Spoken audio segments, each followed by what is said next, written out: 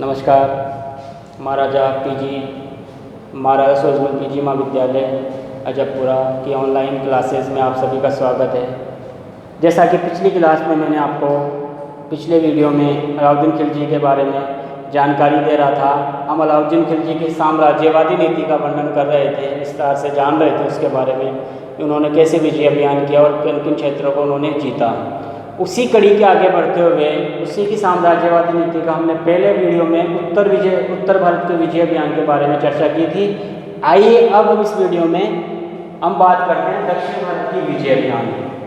दक्षिण भारत के राज्यों को उसने किस तरह से जीता था उसके बारे में हम थोड़ा सा जान लेते हैं।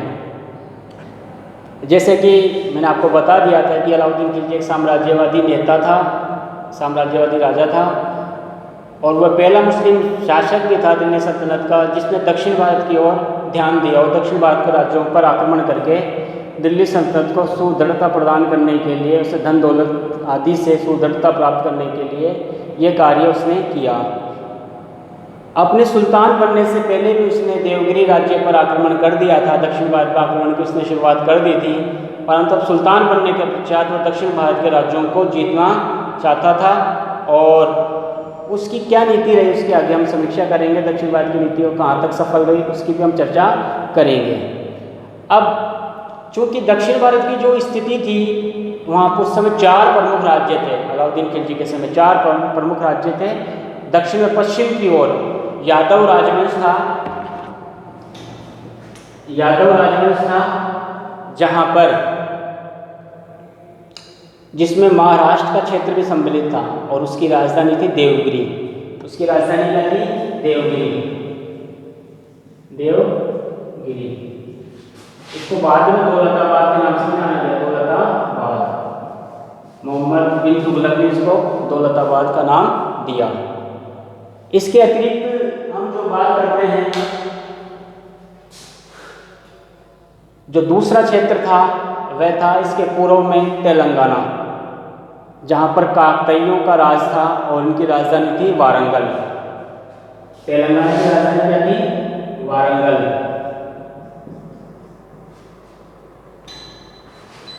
यहाँ पर कौन सा राजवंश था? काकतीय राजवंश। देवगिरी में यादव राजवंश। इसी तरह से कृष्णा नदी के दक्षिण में एक और राज्य था, होयसल राज्य था, जिसकी राजधानी थी द्वार समुद्र। एक काफी समृद्धशाली क्षेत्र था, काफी चर्चित नाम था इसका, धन दौलत के रूप में काफी महत्वपूर्ण स्थान था ये होयसल राजवंश का। द्वार समुद्र, इस द्वार समुद्र में आधुनिक मैसूर के उसके आसपास का क्षेत्र हम मान सकते हैं, इसमें वो सम्मिलित था। सुदूर दक्षिण में जब बात करते हैं तो पांड्या राजवंश था, जिसकी राजधानी थी मदुरा उसकी राजधानी थी मदुरा। उस समय इसकी राजधानी थी। यादव वंश देवगिरी में यादव वंश था। वारंगल तेलंगाना की राजधानी थी वारंगल। इसका नाम क्या था? काकतीय यहाँ पर शासन कर रहे थे। यहाँ पर होयसल राजवंश और यहाँ पर पांड्या राजवंश था। इनके सामने मैं लिख देता हूँ यादव वंश, ये वारंगल में काकतीय, द्वार समुद्र में होयसल और यहाँ पर पांड्या। ये 4 राजवंश, 4 प्रमुख स्थान दक्षिण भारत में थे जो अलाउद्दीन खिलजी के समय थे।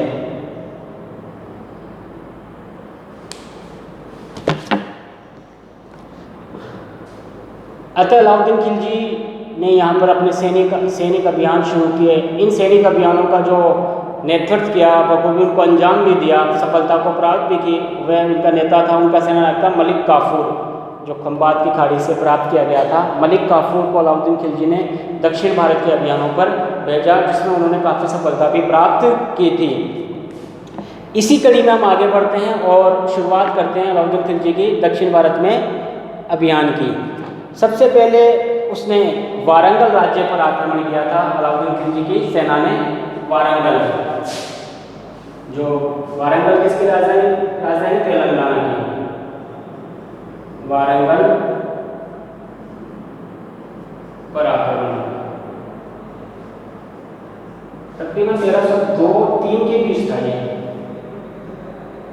सबसे पहले तुर्क सेना ने अलाउद्दीन खिलजी के सामने, जब अलाउद्दीन खिलजी सुल्तान बना तो वारंगल पर एक आक्रमण किया गया था। इस आक्रमण का नेतृत्व करने वाले दो प्रमुख योद्धा थे। एक था जोना खां, फखरुद्दीन जोना खां, और दूसरा था मलिक छज्जू। इन दोनों सेनानायकों ने बंगाल उड़ीसा की सीमा के होते हुए, बंगाल उड़ीसा के क्षेत्रों से होते हुए वारंगल के राज्य पर आक्रमण किया था। और उस समय जो वारंगल का राजा था वह प्रताप रुद्र देव था। कौन था शासक? प्रताप रुद्र देव। और कौन कौन से तुर्क सेनानायकों ने अभियान किया था? मलिक छज्जू और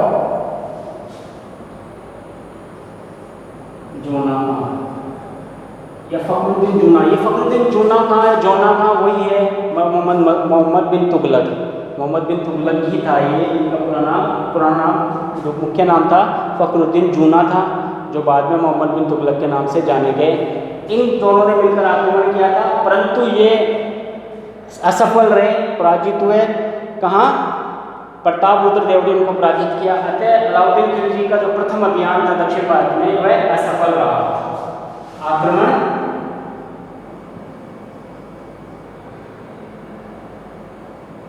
असफल रहा। सबसे पहले कहाँ आक्रमण किया? वारंगल पर आक्रमण किया था। 1302-3 के बीच की बात है ये, मलिक छज्जू और जोना खां, फखरुद्दीन जोना खां के नेतृत्व में। और ये बंगाल उड़ीसा होते हुए वारंगल तेलंगाना जिसकी राजधानी वारंगल थी, उन पर आक्रमण किया, परंतु ये असफल रहे। प्रताप रुद्र देव यहाँ का शासक था। दूसरा जो आक्रमण किया देवगिरी, पुनः आक्रमण क्यों? क्योंकि अलाउद्दीन खिलजी ने जब वो कड़ा मानिकपुर का सूबेदार था तब देवगिरी पर आक्रमण भी किया था। तो दोबारा अलाउद्दीन खिलजी जब सुल्तान बना तो उस पर आक्रमण करने की योजना बनाई। इसके पीछे अलाउद्दीन खिलजी ने जो कारण दिया, उनका यह मानना था कि जब सुल्तान बना तो जो देवगिरी के जो शासक है रामचंद्र देव,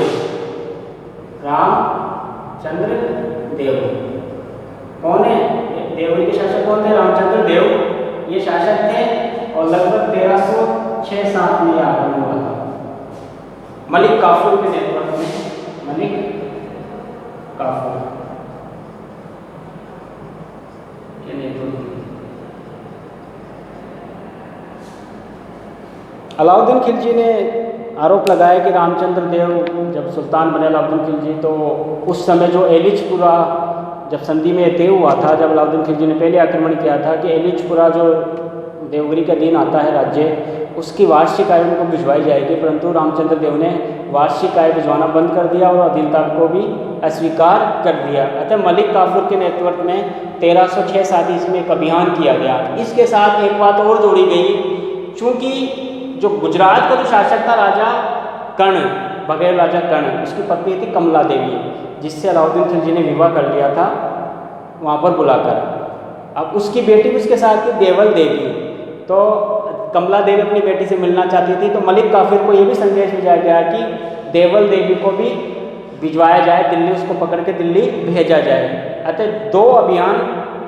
दो कारण थे जिसकी वजह से देवगिरी पर पुनः आक्रमण किया गया। इसी दरमियान जब राजा कर्ण ने देवगिरी पर आश्रय लिया था, तो राजा रामचंद्र देव जो देवगिरी के शासक थे, उसने बगलाना नामक एक स्थान है, वहाँ पर एक छोटा सा राज्य बगलाना जो देवगिरी के अधीन आता था, वहाँ का छोटा सा राज्य बघेल राजा कर्ण को दे दिया था। अतः सबसे पहले जो मलिक काफूर की सेना ने वहाँ से राजा कर्ण से ही लोहा लिया। इसमें राजा कर्ण पराजित हुए और मारा गया। और इसी समय जब वे देवगिरी की ओर बढ़ रही थी शाही सेना, हालांकि उसने राजा कर्ण ने पहले ही देवल देवी को भिजवा दिया था, लेकिन रास्ते में ये राजकुमारी को उनके हाथ लग गई, उसको दिल्ली भिजवा दिया गया। तो एक काम तो उनका सफल हो गया था। अब उन्होंने देवगिरी के राज्य पर आक्रमण किया। यह आक्रमण दोनों के मध्य भीषण संघर्ष हुआ। अंत में रामचंद्र देव ने आत्मसमर्पण कर लिया। जो रामचंद्र देव का पुत्र था शंकर देव, वे उन्होंने बहुत बहुत अच्छे तरीके से तुर्क सेना का सामना किया, परंतु अंत में पराजित हुआ और भाग गया। अतः रामचंद्र देव को अंत में तुर्क सेना के साथ समर्पण करना पड़ा और रामचंद्र देव दिल्ली भी गए। कहाँ पर? अलाउद्दीन खिलजी से मिलने। अलाउद्दीन खिलजी ने उनका स्वागत किया, उनको राय रायन की उपाधि दी, रायन की उपाधि दी, नवसारी का एक जिला भी दिया और काफ़ी तोहफे आदि भी उनको प्रदान किए। व्यक्तिगत रूप से नवसारी का जिला रामचंद्र देव को स्वयं दिया। अलाउद्दीन खिलजी का इसमें उद्देश्य ये रहा, एक महत्वाकांक्षी दूरदर्शी सोच थी कि देवगिरी को केंद्र बनाकर बाकी दक्षिण राज्यों को भी अपने अधीन करना चाहता था और देवगिरी उनका एक मित्र राज्य बन जाए। तो इस प्रकार से रामचंद्र देव ने अलाउद्दीन खिलजी की अधीनता स्वीकार कर ली। तो देवगिरी पर हुआ। अगला जो उनका अभियान था वारंगल वाला ही आ गया, तेलंगाना पर आ गया। तेलंगाना, इसकी राजधानी क्या थी? वारंगल।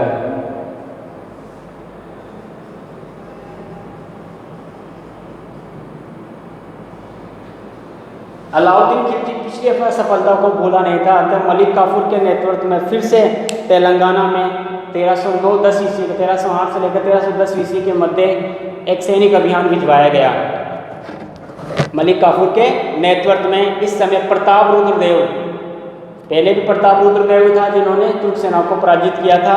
प्रताप रुद्र देव वहाँ पर शासन कर रहा था। प्रताप रुद्र देव को जो मुस्लिम इतिहासकार है उन्होंने लहर देव के नाम से भी जाना, लहर देव का नाम लिखा है, यानी कि प्रताप रुद्र देव के स्थान पर उन्होंने तेलंगाना के जो शासक थे उनको लहर देव नाम लिखा है। जो काकतीय राजा था लहर देव, वही प्रताप रुद्र देव था। अतः प्रताप रुद्र देव और तुर्क सेना के मध्य भीषण संघर्ष हुआ। अंत में प्रताप रुद्र देव ने आत्मसमर्पण कर दिया और दोनों के मध्य संधि हो गई। प्रताप रुद्र देव ने दिल्ली की अधीनता स्वीकार कर ली और इसके बदले में युद्ध की क्षतिपूर्ति उन्होंने दी, साथ ही अपार धन दौलत भी दिया, जिसको लेकर वह मलिक काफूर दिल्ली की ओर रवाना हो गया। इसी दरमियान इतिहासकार काफी खां का मानना है कि जो कोहिनूर का प्रसिद्ध हीरा है ना, कोहिनूर का प्रसिद्ध हीरा, वो भी इस तेलंगाना अभियान के समय ही मलिक काफूर के हाथ में पड़ा था और तेलंगाना के राजा प्रताप रुद्र देव ने उनको दिया था। तो कोहिनूर हीरा की प्राप्ति तेलंगाना से ही इस समय मिलती है, काफी का इतिहासकार उनका दावा है। इस प्रकार से तेलंगाना को भी उन्होंने जीत लिया, उन्होंने अधीनता स्वीकार कर ली। इसके बाद जो अगला जो आक्रमण है होयसल राज्य पर।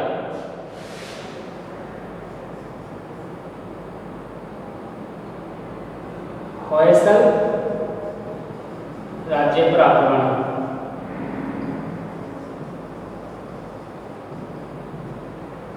होयसल राज्य पर जो आक्रमण किया गया था वो भी अलाउद्दीन खिलजी की साम्राज्यवादी नीति का ही एक पक्ष था।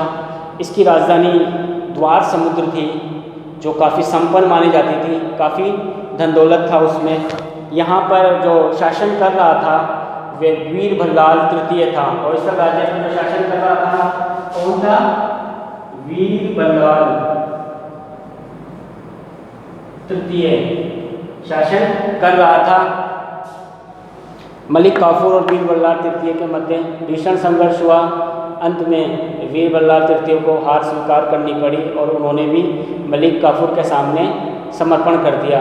इस प्रकार से होयसल राजवंश की राजधानी द्वार समुद्र पर भी तुर्क सेना का अधिकार हो गया और उन्होंने बल्लाल देव तृतीय ने भी उनकी अधीनता स्वीकार कर ली। इसी कड़ी में आगे बढ़ते हुए अगला जो तुर्क सेना का जो आक्रमण था वह पांड्या राज्य।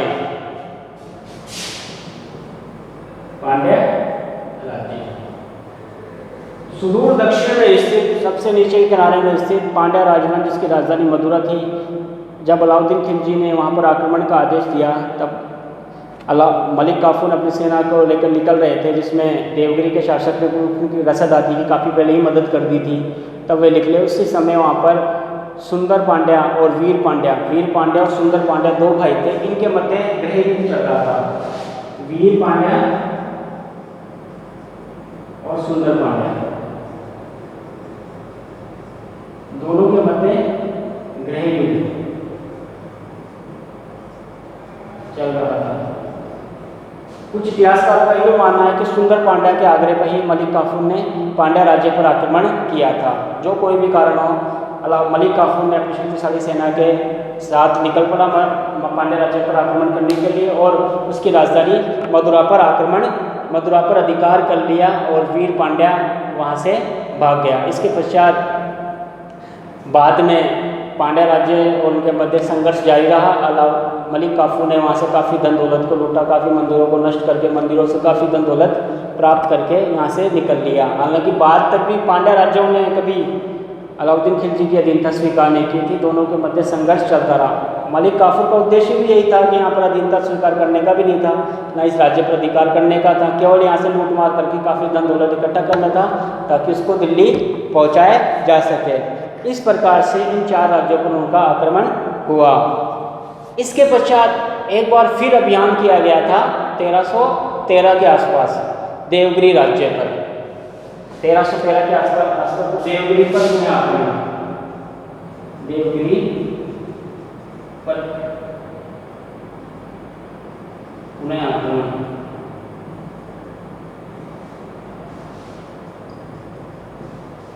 इसके पीछे ये था कि अब देवगिरी का जो शासक था रामचंद्र देव, उसकी मृत्यु हो चुकी थी और उसकी मृत्यु के बाद उसका पुत्र शंकर देव देवगिरी का शासक बना। शंकर देव शुरू से ही तुर्क सेना का विरोधी रहा और उसने उनका काफ़ी संघर्ष भी किया था। अतः 1303 ईस्वी में मलिक काफूर के नेतृत्व में वापस एक शक्तिशाली सेना के साथ देवगिरी पर आक्रमण करने के लिए भेजा गया, जिसमें दोनों के मध्य भीषण संघर्ष हुआ। अंत में तुर्क सेना को काफ़ी फायदा हुआ, यहाँ से काफ़ी लूटमार करके वापस वे दिल्ली की ओर निकल पड़े। इस प्रकार से दक्षिण भारत में अलाउद्दीन खिलजी ने जितने भी राज्य थे उन सबको पराजित किया, परंतु उनको अपनी अधीनता ही स्वीकार की, उन राज्यों पर आक्रमण नहीं किया। तो दक्षिण भारत के जो नीति थी अलाउद्दीन खिलजी की, वो एक अलग तरीके की नीति थी। इसको लेकर इतिहास में मतभेद भी है। कुछ इतिहासकारों का मानना है कि अलाउद्दीन खिलजी की दक्षिण की नीति असफल रही, परंतु ज़्यादातर इतिहासकारों का मानना है कि अलाउद्दीन खिलजी की नीति दक्षिण भारत में काफ़ी सफल रही। जिस प्रकार से समुद्रगुप्त प्राचीन समय में समुद्रगुप्त ने अपनी दिग्विजय यात्रा की शुरुआत की थी और दूरस्थ राज्यों को केवल उनसे वार्षिक कर उनकी अधीनता स्वीकार करवाई थी, उसी तरह से अलाउद्दीन खिलजी ने भी, जो कि कूटनीतिज्ञ व्यक्ति था, कुशल राजनीतिज्ञ था, उसने दूरस्थ राज्यों को, उसको मालूम था कि दिल्ली से इतने सुदूर दक्षिण में शासन कर पाना मुश्किल है। अतः उन्होंने उनकी अधीनता स्वीकार की और उनसे काफ़ी धन दौलत प्राप्त किया और उनको केवल दिल्ली सल्तनत के अधीन ही रहना था, बाकी वो स्वतंत्र रूप से अपना शासन कर रहे थे। इस प्रकार से अलाउद्दीन खिलजी की ये दक्षिण विजय की नीति के बारे में मैंने आपको जानकारी दी। अतः आज के लिए काफ़ी है। आपको उत्तर भारत और दक्षिण भारत दोनों की साम्राज्यवादी नीति का उल्लेख किया है। चूँकि यह प्रश्न एक टॉपिक काफ़ी इंपॉर्टेंट है, क्योंकि आपका BA सेकेंड ईयर में ये बड़ा 20 नंबर का प्रश्न भी आता है अलाउद्दीन खिलजी की साम्राज्यवादी नीति को लेकर। तो इसके बारे में मैंने आपको जानकारी दी। आज के लिए इतना ही, धन्यवाद।